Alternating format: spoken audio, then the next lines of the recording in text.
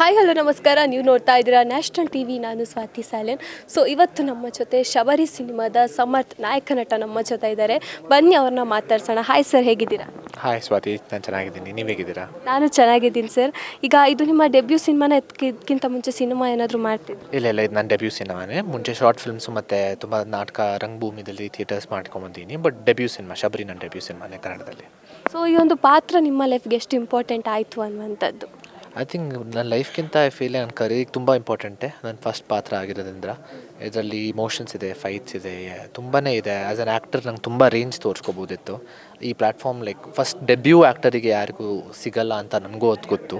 So ತುಂಬ ಲಕ್ಕಿಯಾಗಿ feel ಆಗುತ್ತೆ ಅಂತ ಹೇಳ್ಬೋದು. ಸೊ ಶಬರಿಯಲ್ಲಿ ನಿಮ್ಮ ಪಾತ್ರ ಯಾವ ಥರ ಹೋಗುತ್ತೆ ಅನ್ನುವಂಥದ್ದು, ಹೇಗೆ ಈ ಪಾತ್ರದ ಬೆಳವಣಿಗೆ ಹೇಗೆ ಹೋಗುತ್ತೆ ಅನ್ನುವಂಥದ್ದು? ಶಬರಿ ಐ ಥಿಂಕ್ ಆಗಷ್ಟು ಕಡಿಮೆ ಹೇಳಬೇಕು ಅಂದರೆ it's about a person who's obsessed with is a jeep ಅಂತ ಹೇಳ್ಬೋದು. ಸೊ ಅವ್ನ ಇಡೀ ಲೈಫಲ್ಲಿ ಏನೇನು ಪ್ರಾಬ್ಲಮ್ಸ್ ಆಗುತ್ತೆ, ಆ ಜೀಪು ಸೊಲ್ಯೂಷನ್ ಆಗುತ್ತಾ ಅಥವಾ ಪ್ರಾಬ್ಲಮ್ ಆಗುತ್ತಾ ಅಂತಲೇ ಇಡೀ ಕತೆ. ಸೊ ಅಷ್ಟೇ ಹೇಳೋಕ್ಕೆ ಇಷ್ಟಪಡ್ತೀನಿ. ಯಾರು ಸೀಕ್ರೆಟ್ ಬಿಟ್ಕೊಡ್ತಾ ಇಲ್ಲ ಸಿನಿಮಾದ ಬಗ್ಗೆ. ಸೊ ಶಬರಿಯಲ್ಲಿ ನಿಮ್ಮ ಪಾತ್ರದ ಹೆಸರೇನು? ಸೊ ಯಾವ ಪಾತ್ರ ಹೇಗೆ ಹೋಗುತ್ತೆ ಅನ್ನುವಂಥದ್ದು, ಅಂದರೆ ಪಾತ್ರದಲ್ಲಿ ಅವನ ಬಿಹೇವಿಯರ್ ಹೇಗಿರುತ್ತೆ, ಶಬರಿಯಲ್ಲಿ ಯಾವ ಒಂದು ಪಾತ್ರದ ಬಿಹೇವಿಯರ್ ಆಗಿರ್ಬೋದು, ಅವನ ಜರ್ನಿ ಹೇಗೆ ಹೋಗುತ್ತೆ ಅನ್ನುವಂಥದ್ದು? ಮೂವಿಲಿ ನನ್ನ ಹೆಸರು ರಾಮ ಅಂತ. ಆ್ಯಂಡ್ ರಾಮ ಚಿಕ್ಕ ವಯಸ್ಸಿಂದನೇ ಅವನ ಆಸೆಗಳೆಲ್ಲ ತೋರಿಸ್ಕೊಂಡು ಹೋಗುತ್ತೆ ಸಿನಿಮಾ. ಹಂಗೆ ಕ್ಯಾರಿ ಔಟ್ ಆಗಿ ಇಂಟರ್ವಲ್ ಬ್ರೇಕ್ ಅಷ್ಟೊತ್ತಲ್ಲಿ ಅವನಿಗೇನೋ ಆಗಿ ಅವನದ್ರ ಮುಂದೆ ಹೆಂಗೆ ಬರ್ತಾನೆ ಅಂತಲೇ ಕತೆ. ಸೊ ಅಷ್ಟೇ ಹೇಳೋಕ್ಕಾಗೋದು ಅಂತ ಹೇಳಿ ಇಷ್ಟಪಡ್ತೇನೆ ಅಷ್ಟೇ. ಸೊ ಇವಾಗ ಸಿನಿಮಾದಲ್ಲಿ ಗಾಡಿ ಮೇಲೆ ಅಬ್ಸೆಷನ್ ಇದೆ ನಿಮಗೆ, ಗಾಡಿ ಅಂದರೆ ಇಷ್ಟ. ಸೊ ರಿಯಲ್ ಲೈಫಲ್ಲಿ ಆ ಥರ ಇದೆಯಾ ಗಾಡಿ ಮೇಲೆ? ಇಲ್ಲ, ರಿಯಲ್ ಲೈಫಲ್ಲಿ ನಂಗೆ ಗಾಡಿ ಮೇಲೆ ಅಷ್ಟೊಂದು ಒಬ್ಸೆಷನ್ ಏನಿಲ್ಲ. ಒಬ್ಸೆಷನ್ ಅಂತ ಹೇಳಿದ್ರೆ ಐ ಥಿಂಕ್ ಆ್ಯಕ್ಟಿಂಗ್ ಮುಂದೆ ಒಬ್ಸೆಷನ್ ಅಂತ ಹೇಳೋಕ್ಕೆ ಇಷ್ಟಪಡ್ತೇನೆ. ಓಕೆ, ಇವಾಗ ಈ ಸಿನಿಮಾ ಆಫರ್ ಹೇಗೆ ಬಂತು, ಹೇಗೆ ಸೆಲೆಕ್ಟ್ ಆದರೆ ಅನ್ನುವಂಥದ್ದು? ನನಗೆ ಆ್ಯಕ್ಟಿಂಗ್ ಇಂಟ್ರೆಸ್ಟ್ ಅಂತ ನಮ್ಮ ಅಪ್ಪಂಗೆ ಗೊತ್ತಿತ್ತು. ಆ್ಯಂಡ್ ನಮ್ಮ ಅಪ್ಪ ಮತ್ತು ಚಿನಿ ಮಾಸ್ಟರ್ ಒಂದು 35-38 ಇಯರ್ಸ್ ತುಂಬ ಕ್ಲೋಸ್ ಆಗಿದ್ದರು.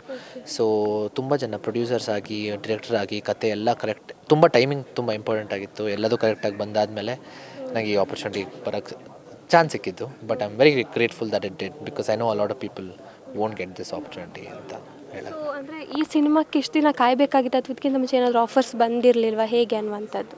ಇಲ್ಲ, ಇದಕ್ಕಿಂತ ಮುಂಚೆ ಆಫರ್ಸ್ ಬಂದಿದ್ವು. ಬಟ್ ನಂಗೆ ಅದೇ ಕರೆಕ್ಟ್ ಕ್ಯಾರೆಕ್ಟರ್, ಕರೆಕ್ಟ್ ರೋಲ್, ನನ್ನ ಫಿಟ್ ಆಗೋಂಥ ರೋಲಿಗೆ ಕಾಯ್ತಿದ್ದೆ. So hopefully I made a good decision and I know I made a good decision regarding movie ಬಂದಾಗೆಲ್ಲ ಎಲ್ಲರಿಗೂ ಗೊತ್ತಾಗುತ್ತೆ. ಸೊ ಯಾಕಂದರೆ ಇದರಲ್ಲೂ ಜೀಪ್ ಇದೆ. ಅವರು ಸಿನಿಮಾದಲ್ಲಿ, ಶ್ರೀ ಅವರ ಸಿನಿಮಾದಲ್ಲಿ ಫಸ್ಟಲ್ಲೂ ಜೀಪ್ ಮೇಲೆ ಒಂದು ಹಾಡಿದೆ ಗೊತ್ತಾ? ಸೊ ಅದು ಲಿಂಕ್ ಆಗ್ತು. ಸೊ ಹಾಗಾಗಿ ನಿಮ್ಗೇನಾದರೂ ಅನ್ನಿಸ್ತಾ ಆ ಥರನೇ ಹೋಗುತ್ತೆ ಸಿನಿಮಾ ಅನ್ನುವಂಥದ್ದು? ಇಲ್ಲ, ಖಂಡಿತ ಇಲ್ಲ. ಯಾಕೆಂದರೆ ಆ ಮೂವಿಯಲ್ಲಿ ಅವ್ರು ಬರೀ ಒಂದು ಸಾಂಗ್ ಸೀಕ್ವೆನ್ಸಲ್ಲಿ ಮಾತ್ರ ಜೀಪ್ ಯೂಸ್ ಮಾಡಿದ್ದಾರೆ. ಬಟ್ ಇಲ್ಲಿ throughout the movie use ಮಾಡಿದ್ದೀವಿ ಅಂತ ಇದೆ. So completely different topics. But ಚೆನ್ನಾಗಿದೆ. ಶಬರಿ ಚೆನ್ನಾಗಿ ಬಂದಿದೆ. I really hope the audience likes it. I hope the audience connects with it. And I am looking forward to continuing work as an actor ಅಂತ ಇಷ್ಟಪಡ್ತೀನಿ, ಹೇಳ್ತೀನಿ. So ಇವಾಗ ಈ ಸಿನಿಮಾದಲ್ಲಿ ಲೊಕೇಶನ್ಸ್ಗಳು ನೋಡಿದ್ರೆ ಎಲ್ಲೆಲ್ಲ ಶೂಟ್ ಆಗಿದೆ ಅಂತವಂಥದ್ದು? ಲೊಕೇಶನ್ಸ್ ಬಂದಾಗ ಮಧುಗಿರಿ, ಚಿಕ್ಕಮಗಳೂರು, ಕನಕಪುರ ಮತ್ತು ಬೆಂಗಳೂರಲ್ಲಿ ಇಲ್ಲಿ ಲೊಕೇಶನ್ಸ್ ಒಂದು 40 to 50 days across Karnataka shoot ಮಾಡಿದ್ದೀವಿ. ಲಾಸ್ಟ್ ಇಯರ್ ಅಕ್ಟೋಬರಿಂದ ಡಿಸೆಂಬರ್ವರೆಗೂ ಶೂಟ್ ನಡೀತು. ಪ್ರಿನ್ಸಿಪಲ್ ಫೋಟೋಗ್ರಫಿ ನಡೀತು. ಎಸ್, ಇವಾಗ ಸಮರ್ಥ ಅವರು ಆ್ಯಕ್ಟರ್ ಅಲ್ದಿದ್ರೆ ಬೇರೆ ಏನು ಕೆಲಸ ಮಾಡ್ತಾಯಿದ್ರು ಅನ್ನುವಂಥ? ಅಯ್ಯೋ, ತುಂಬ ಕಷ್ಟ. ಆ್ಯಕ್ಟರ್ ಇಲ್ಲ ಅಂದರೆ ಮೇ ಬಿ ಡೈರೆಕ್ಟರ್ ಆಗಿ ಕೆಲಸ, ಅಂದರೆ ಕ್ಯಾಮ್ರಾ ಹಿಂದೆ ಕೆಲಸ ಮಾಡಿದರೆ, ಅಥವಾ ಬೇಸಿಕ್ಲಿ ಫಿಲ್ಮ್ ಮೇಕಿಂಗ್ ಅಥವಾ ರೈಟರ್. ಆ್ಯಕ್ಟಿಂಗ್ ಇಲ್ಲ ಅಂದರೂ ರೈಟಿಂಗ್ ಅಥವಾ ಡೈರೆಕ್ಟಿಂಗ್ ಅಂದರೆ ನಂಗೆ ತುಂಬಾ ಇಷ್ಟ. ಸೊ ಹೋಪ್ಫುಲಿ ಒಂದು ಕರಿಯರ್ ಮಾಡೋಕ್ಕೆ ಅಂತ ಪ್ರಯತ್ನ ಪಡ್ತೀನಿ. ಸೊ ಅದೇ ಗೋಲ್ ನಂದು. ಮುಂದೆ ಯಾವ ಥರದ ಪಾತ್ರ ನೀವು ಮಾಡಬೇಕು ಅಂತ ಆಸೆ ಇದೆ ನಿಮಗೆ?